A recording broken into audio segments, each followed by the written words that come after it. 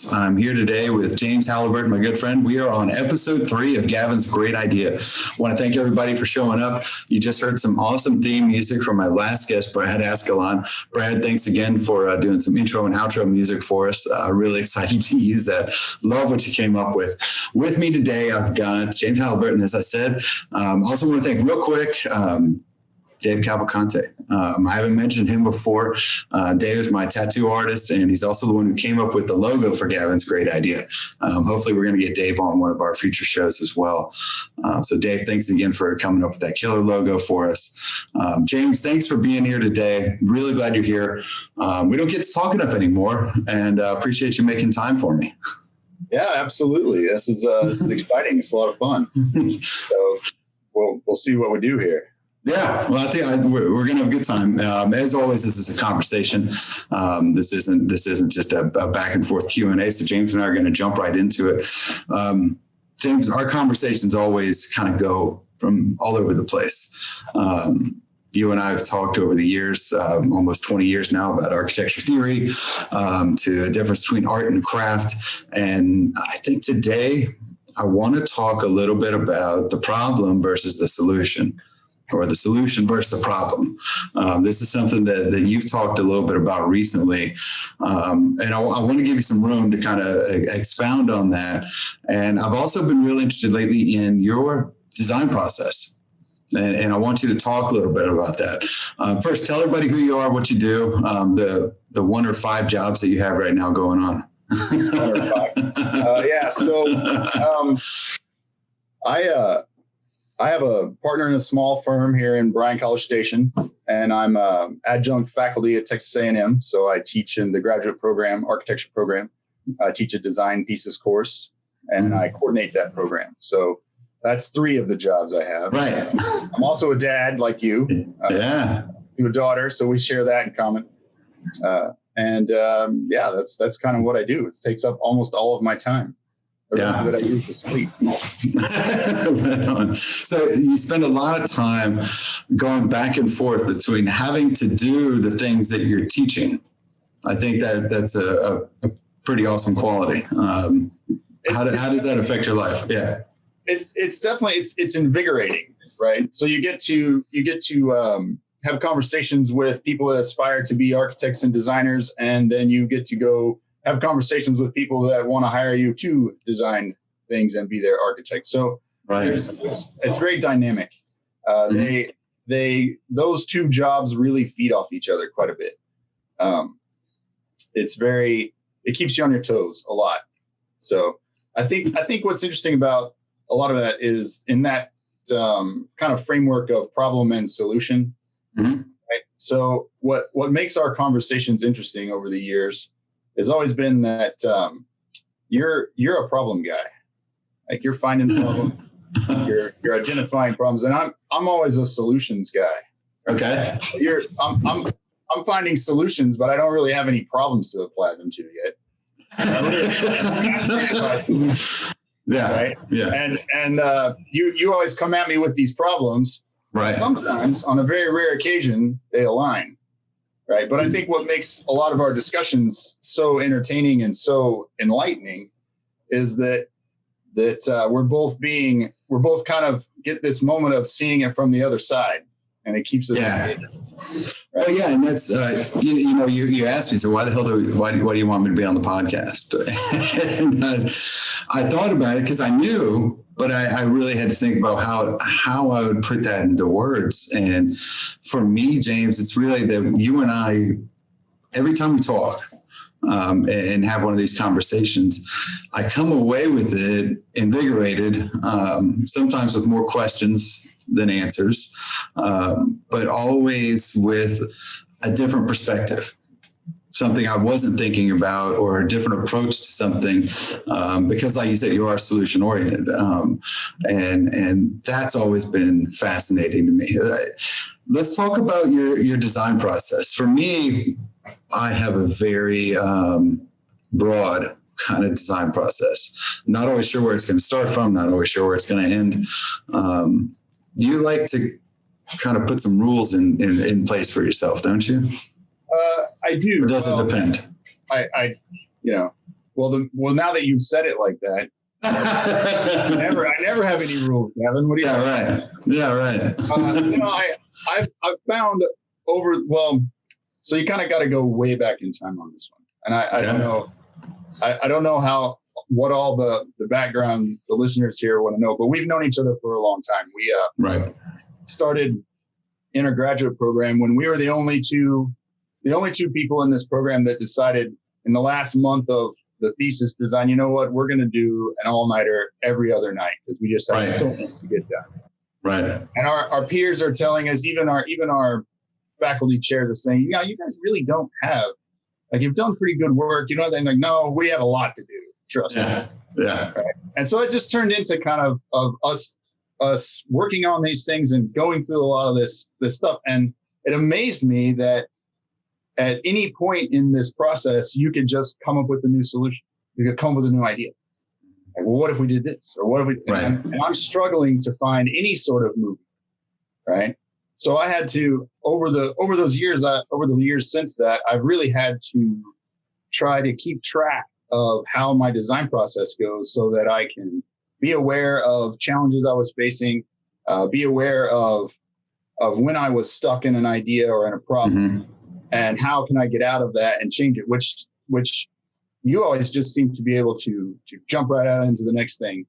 So I had to create these, not so much they're rules, but they're also just indicators so that I know what I'm thinking, what I'm feeling, indicates to me kind of the opposite of what my intuition's telling me, right? So I've had to create this framework so that I'm working on a design. I know that I need to change something or move something or jump out of scale or something so that I can see a new point of view and try a new idea. Right. So I hate to give you this much credit, but a lot of this framework and rules comes from just wondering how you do it.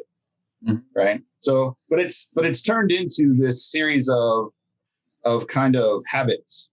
Right. So I've had to develop this habit of critical thinking critically about what it is I'm working on. And am I overthinking something? Am I underthinking it?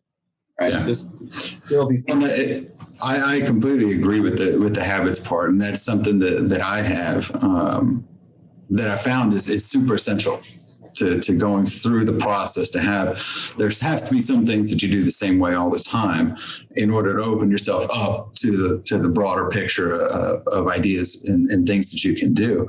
But then sometimes looking at the habit and breaking it can be a really kind of eye-opening moment, right? Well, it's a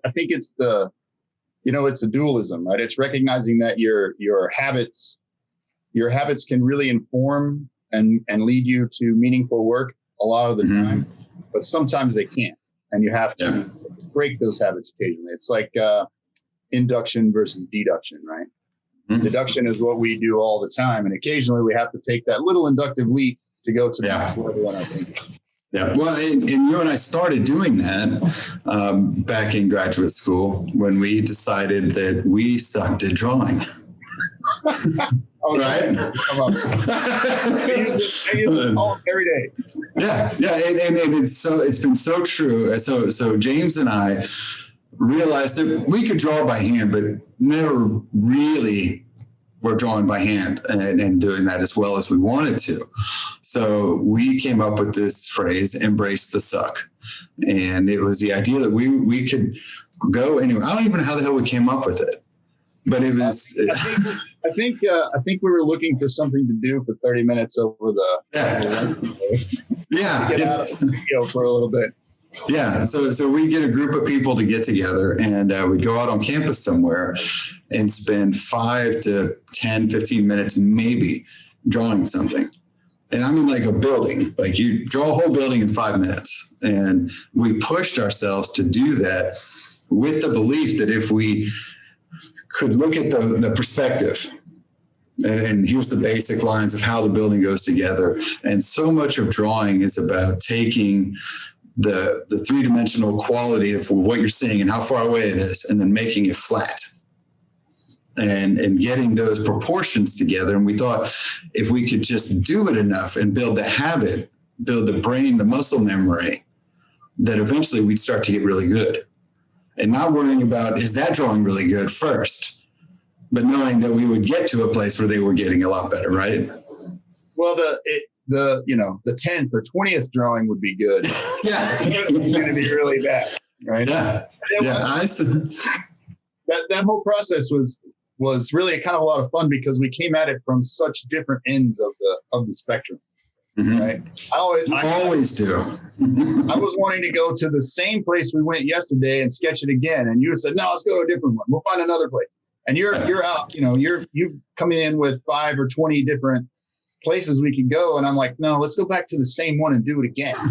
Right. So, which I think is like this love of science versus art opinion. But, I don't want to abstract it too much, but what I've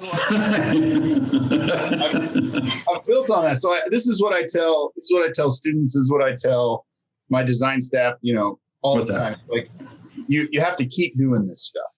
You got to try every day. Doing a drawing every day.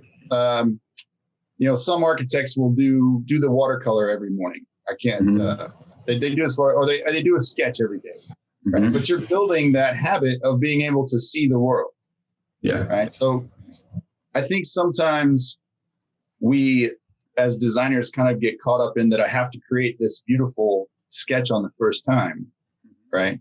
So especially my students and the design staff, they're like, oh, I got to make this beautiful drawing the first time.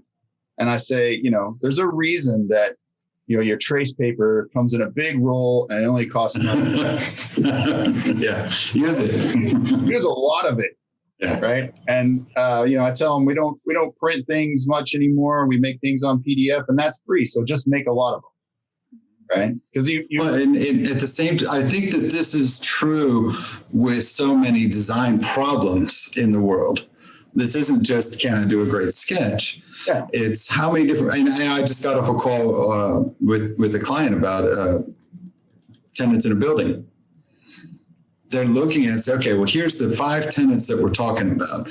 And here's the 10 things that we could do to make something work better for them or work better for the building and them and so it's not just, well, this is how we're supposed to fit the pieces in, so we're going to do it that way. So I think that this kind of design thinking where don't just take the first one, don't belabor the first point and try to make it work so hard, or the first sketch, and spend 2 hours on it or 5 hours or 10 hours and be like, ugh, it's not that great.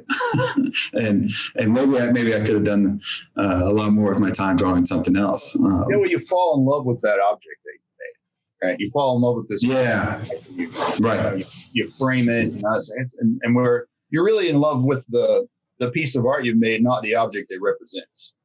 Yeah. Right. That's a major hurdle to get over. Right? And I think the key thing to understand there is that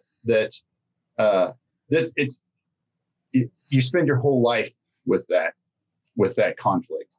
This is not something that you reach a point as a designer or an architect that you suddenly are no longer in love with the sketches that you make. Right. You're in love with them all the time.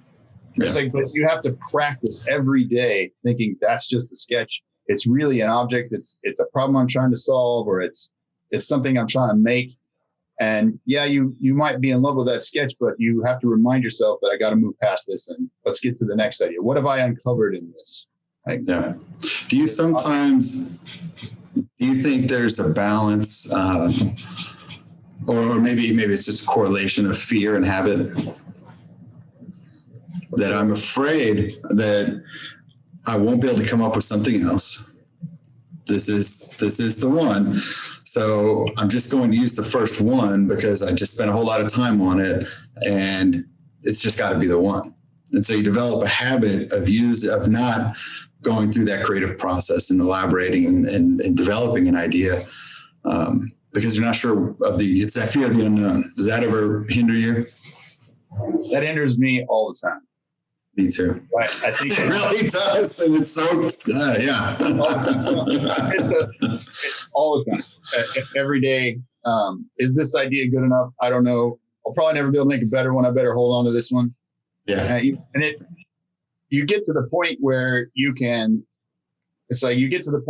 let go of that and start creating more things. And then what happens is you go home from the studio and you eat dinner and you go to sleep and you wake up the next day and all that fear's back. Yeah. And it just like sleeping at night just regenerates that along with everything else. Yeah. So it's a daily process of getting over that. Right. Well, it absolutely has to be. And I think every time I start a design project, I mean, this isn't something that you really spend a lot of time telling your clients about, but I'm like, I'm pretty sure I can come up with another design. I'm pretty sure I can come up with something that's fresh and that's does all the stuff that you want it to, and isn't just me rehashing something else I used to do. I feel confident. I think I can. That confidence is an important thing. Yeah. So I think that's a really, let me touch on that, because there's another end of the spectrum that's so entertaining in our conversation, is that your level of confidence is very different than mine. Right. I'm constantly looking to make sure that what I'm about to promise or what I'm about to say I'm going to do, can I really do it? And then on the other hand, you get out there and you just know you can do it. And it's going to get done. And what I've discovered over these years is that has a lot to do with the people that we surround ourselves with. Right. Like teams. Like I have some amazing business partners, and I know their strengths. Yeah, I do too. And you know their strengths, and you start to build this team, and and it kind of gives you this confidence. I think we can get that done. I know we can do it. Yeah. Right. How are you going to do it? I don't know yet, but I'll get to that part. Right. Yeah. Well, and sometimes confidence comes with competence. Right. And sometimes you have to have the confidence in spite of the lack of competence and the not knowing how I'm going to do it, but knowing that because, like you're saying, you surrounded yourself with the right people, or you've given yourself the right basis of information, that you'll figure it out. Yeah, we know we can get it done. Yeah, but that's the daily thing. Right. But see, that's where I'm developing that design habit of having the habit of enjoying that fear moment, that jump off a cliff moment, and sometimes it's you gotta ambiguity. Yeah. Yeah. Some people can do naturally, and some people have to learn. But most of those beneficial habits and behaviors are learned in our life. Mm-hmm. This is what I've discovered, that most of them are learned. And sometimes we have trouble recognizing in the people that we idolize, or the people that we aspire to be like, we have trouble realizing that they've learned those same habits. They're not born with them, right? They learned them as well. Yeah. It's those athletes that we admire. Yes, they are, they're talented and they're gifted in some ways, but they practice all the time. Right. It's every single day. Yeah. Right? Yeah. They practice the things that they want to do. Right? Well, absolutely. But when you're talking to your students and it's got to be like, I don't know what it must feel like as a professor, teaching them about what it means to design. Because I know for me, I can't sit there and truly design for 8 hours a day. And really, you know what I mean? Well, what's it like teaching students that have never really gotten in that zone, if you will? You know what I mean? Or who are learning what it's like to be there. Well, it's back to the habits. Yeah. So I have built it into, like, talk about workflows. Mm-hmm. I assume I'm an average person, right? So I assume that Dunning-Kruger applies to me, right? Yeah. I believe I'm way better than I really am. So I just assume if I'm an average person, then everyone struggles with what I struggle with. Yeah. For everyone who's out there, James is also the average 8-man on a rugby team. So yeah, just average. But the thing is, you neuroscience and that research in that field will tell you can't be intensely creative for long periods of time. Mm-hmm. It's not possible, right? So you balance that. You recognize when you're being intensely creative, and then you give yourself a break from it. Mm-hmm. And you go. It's kind of one of my design process things is I'll recognize when I'm feeling that bit of flow and be creative, and I'll be in that moment for as long as I can, and then I I have like a series of indicators that I'm out of it, and I'll give myself a break. Yeah. And I'll do something else. I'll go do something a little more routine and mundane. Right. Mm-hmm. I tell my students, you have to develop this routine in your day. Like, what times of the day do you feel most in touch with your creativity and your productivity, and arrange your schedule so that you can make those times available to you. Yeah. Right. Yep. Right? And for me, they need to be between 8 and 5, probably. Yeah. Right. Well, and I think that the pandemic has really opened a lot of people's eyes to what times of the day, because we aren't constrained necessarily by sitting at your desk from 8 to 5. And for me, it's always been having that morning moment and that late afternoon moment, and then filling the in between. That's where I do it. And can we talk about that for just a minute? Because I think that would be really interesting. Yeah. How did you guys adjust to pandemic in terms of working from home? But what working from home is a phrase that's used all the time. But let's reframe that and say, how did you adjust to the fact that your work was there with you all the time? Yeah. Well, I think everybody adjusted in different ways. We practice and try to preach healthy boundaries. Absolutely. It's always going to be there tomorrow. And I think the intensity of graduate school and even in our profession, there are moments when you just have to work all the time. But you cannot work like that your whole life. You can't do that for weeks and weeks on end. And I think for us, that's one of the things that we're seeing in the work from home and the feeling of going back to the office.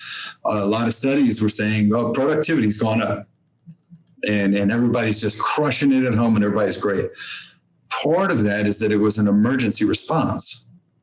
In an emergency, everybody's amazing. In a disaster, everyone comes together, everyone works hard. But over time, those feelings get eroded. And so what we've seen, I think, in the work from home kind of movement that's happened is people had to be, in essence, creative for stretches that were too long. Yeah. And because creative in design aren't just architecture and designing buildings or being an artist. Every profession has that element of creativity and design. And it's one of the real refreshing things. I'm sure you see this in your clients when they start with, well, I'm not a real visual person and I don't really know color. And then at the end of the project, they're like, yeah, that's mine. And they take ownership of it and they realize, yeah, they're a lot smarter than they gave themselves credit for sometimes. That happens all the time. It happens a lot. Like, I'm not an architect, but I'm pretty sure I know what I need. Yeah. And in this kind of validation. Yeah. No, so I'll tell you real quick in terms of that keeping that healthy balance, right? With my students and with the staff, I told them, look, you got to design your space, right? This is a micro. Yeah. You got to design your space. So if you're in your apartment or you're working in your kitchen at 8 o'clock in the morning or whatever time you're going to come to work because you know what you need to get done, you put some things out that says this is my space for work now. Right. So if you're in your apartment, maybe you have a different blanket or something that goes on your bed and it's work time. Mm-hmm. But the most important part about that is that when it's time to be done with work, you put that stuff away. Because then all the visual cues in your face remind you that I'm not at work right now. I'm somewhere else in the space-time idea. Right? So I got introduced to that in my first semester in college, a long time ago, because my roommate and I, in this little apartment, I had a computer, right? One of those little things that took up like half a room. Yeah, right. Yeah. So we shoved it into the coat closet at the entry of the apartment. And when we needed to write a paper, you'd open up the closet and sit in the door. That sounds like you're still doing that. Look at the room you're in right now. Well, so it's like converted this closet into my office. But when I'm done, I'm looking at it. Yeah. Well, and I think Yeah, and that's another habit for me that I've developed too, is having that space for work, that space for creativity. It's why I've put so much time into the office that I've got here. This is my office. This is where I feel most creative. It's where I edit all of these videos. It's where I draw stuff. It's where I write. And for me, it's a constant process of organization for myself. And I'll do weird things, James. I'll do things like watch a TV show and stop it with like 7 minutes to go and never go back and watch it again. And I did this, I started doing this a few years ago, and I did it to create a new kind of habit or mental break that said, you don't have to keep doing something just because you were doing it before. And you're watching it for that gratification. Oh, how's it going to end? Who is, who are they going to fall in love with? Or who is the one who murdered the person? Or is the judge going to decide that in the court case? And I stopped it. And my brain hated it, So, well, what happened? But then I'd go on to something else, and you'd find that you forgot. And it became, for me, really empowering to not have to finish something that, even if I was really interested in it, I could stop it and I could go to another idea and switch my brain to try something else. So now it became a tool I could turn on and off. You know what I mean?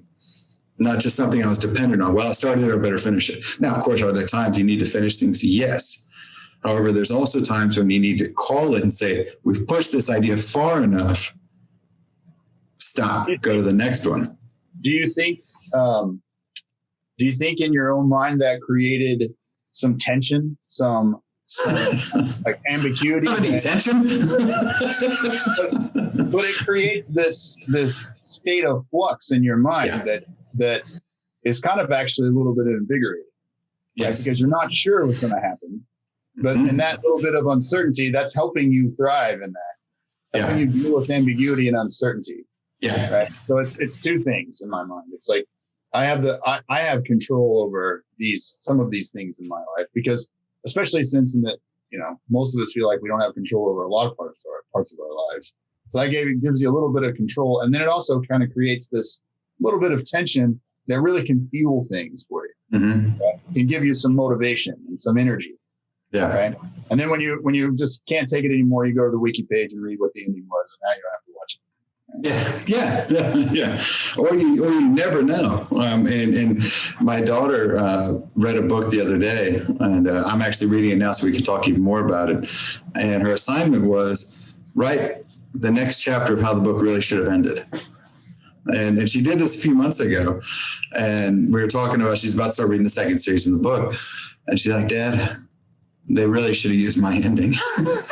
I was like, yeah, you're my daughter. Yeah, that's my daughter. That's my daughter. But see, now she's been thinking about that ending, and that's fueling that creativity. Yeah. And she created something out of all the knowledge that she had of the book, all the information that she got, and then also this other cool stuff that she brought to it. I mean, that's design.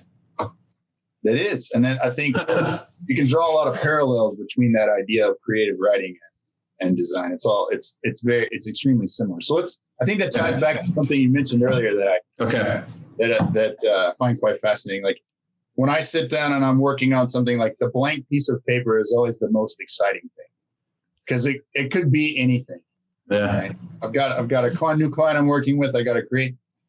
And then I'm staring at this blank piece of paper, and it has the potential to be life-changing. Mm-hmm. And I suddenly get this anxiety. Yes, the first line. So the first thing I do is I pull out a piece of paper and I write the name of whatever it is, and I draw like one line across the page and I throw it away. To get the first line out of the way. Yeah. I like that.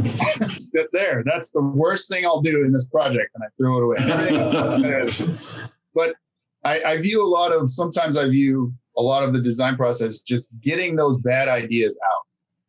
Right. And when I get one of the things I do is kind of when I'm needing some inspiration, I'll just start drawing things that I know are absolutely wrong. Yeah. Just get them out. Get the bad ideas out as fast as you can. Right. Instead of worrying that the single idea I'm going to make has to be life changing. Well, why don't I just make a lot of bad ones? Yeah. Yeah. And ironically, a few times the bad ones have turned out to be good ones. Well, yeah, because you're wrong most of the time. I mean, this is part. I've understood this in our friendship. I won't admit which project on our website is the result of the crazy. Is that right? There's no way anyone will know. Yeah, and that's we came up with a solution, and the client came in, and we're doing this presentation, and I'll be the client lawyer said, "What's that over there?" Yeah. Because I left the bad idea sketch out over on my other desk. He goes, "What's that over there?" I like that one. Yeah. So let's talk about our clients a little bit. You design a lot of great schools, great buildings, all over Texas. I design commercial interiors, but I think we hit on the other day something that's common to both of us, and that is the difference between a problem and a solution. Tell me a little bit about your background thoughts for this. I want to catch everybody up quickly and what you were saying about this. I don't know that I agree with it all, but that's what I want to hear about it and catch everyone up so we can talk a little bit. Well, so we do in my practice, we do what we call we call it light commercial and education facilities. So when you get into the kind of architectural building lexicon, that idea of light commercial spans a lot of different things, right? You can just make a building that they call light commercial construction, and you can put a school in it, you can put a gym, you can put a bank in it, you can put a restaurant. I mean, the idea of the object you're making and what it's getting used for aren't so different in reality, right? But that's something that it's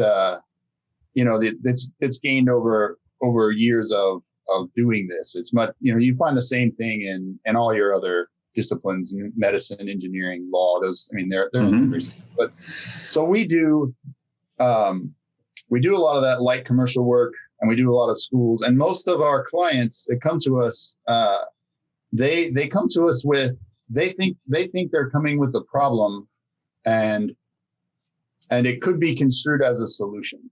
Right? I need a building. Right. And so you have to kind of have some conversations with them to try to figure out what it is that in their mind they think they need, and what it is they maybe really need, and then figure out how to best serve them. Like, what's the real agenda with this project, right? And then you can talk to them about it and figure out. You can tell them what you think you've discovered, and sometimes they agree with it and sometimes they don't. But in the end, a lot of that conversation has to happen, and it's difficult if you don't build some trust with them in the get-go, right? But it needs to happen, because in the end, we're providing a service to them, and we want it to be a good service, and we want what comes out of the end for it to be useful for them, whether it's makes their business more profitable, helps the kids in their district learn better, right? Facilitates education. You can phrase the goals however you want. We have to make sure that the end solution achieves those goals, right? Right. Most of the time, I find they come to us with solutions, not a lot of problems, right? Or at least in their mind. Right? And that's not a pejorative thing by any means. Occasionally I go kind of philosophical on things. So the French have that phrase, the curse of the professional, right? Which Maslow summed up really well. If the only tool you have is a hammer, then every problem is a nail. Right? Similar philosophical idea, right? So a lot of our clients most of them actually, are very accomplished professionals in what they do, whether it's education, running school districts, teaching, or banking, or we've done a lot of work for an extremely talented chef here in town, and he's amazing. And he comes in, and we just did a new restaurant for him a couple of months ago. And his ideas, I mean, I don't know what he thinks when he wakes up in the morning, but it's inspiration, right? Yeah. So he comes in, and he kind of already has a vision, and it's our job to help him implement that. Right? I'm not going to go to him and say, yeah, but if you did this instead, right? Because he knows what he can do, and he knows his customers, and he knows these things. Yeah. So we help them visualize that. Right. Right. And I find that's really important in the way we approach our clients as well. They have their set of known solutions. And a big part of our job, James, is just to make them pretty.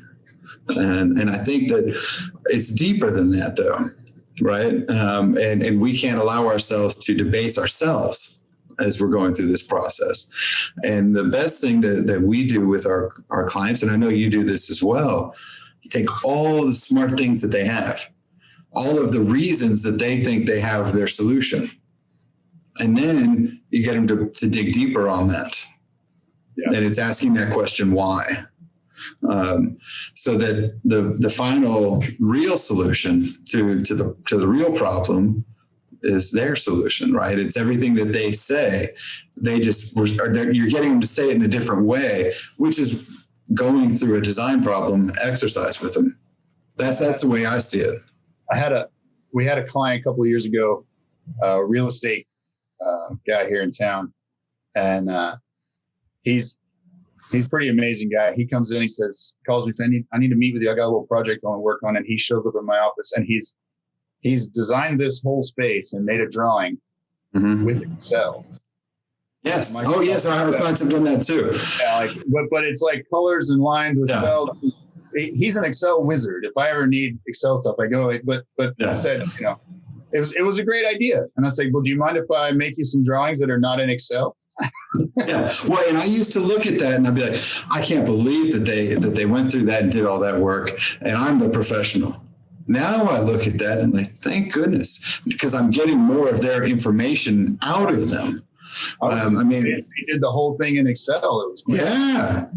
Well, I can tell you right now, I couldn't do that. I couldn't put that in. James, this has been an awesome conversation. I've really enjoyed talking with you. Tell me, is there anything that you missed before we wrap up on this? Yeah, well, I think, I don't know. I got a list of Sounds about right. Sounds about right. I think it's a great conversation. We should do these things more often, but I do want to hit. I think so. Yeah. To everyone listening out there, I think what Gavin and I have talked about many, many times that makes our conversations work. We're extremely different people, but through shared experiences, we've built a trust of each other, and we allow that opposite worldview to inform ours. And we're not trying to convince each other that one of us is right and the other one's wrong. So if Gavin believes I'm the one that's wrong, that's okay. Well, then I hang up the phone and I'm like, damn it, he was right about all of it.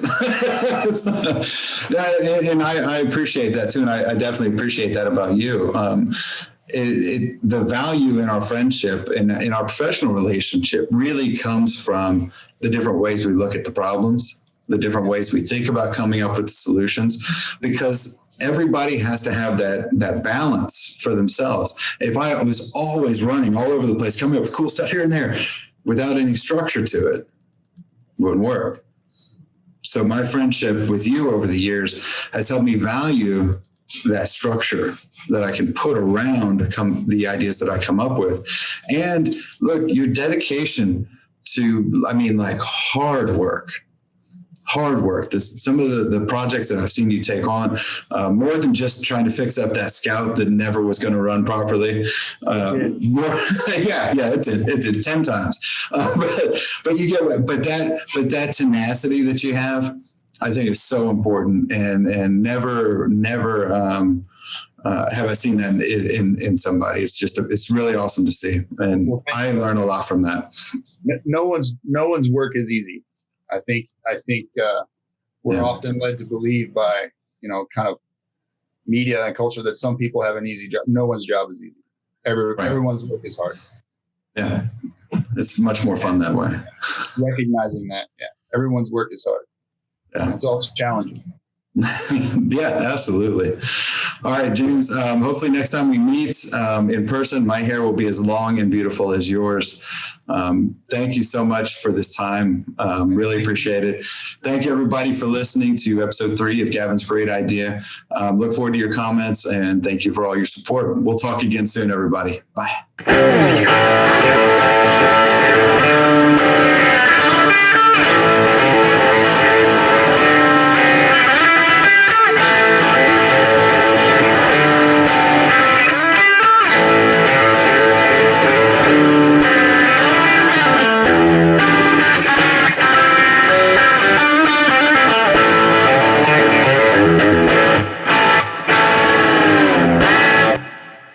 That's the take.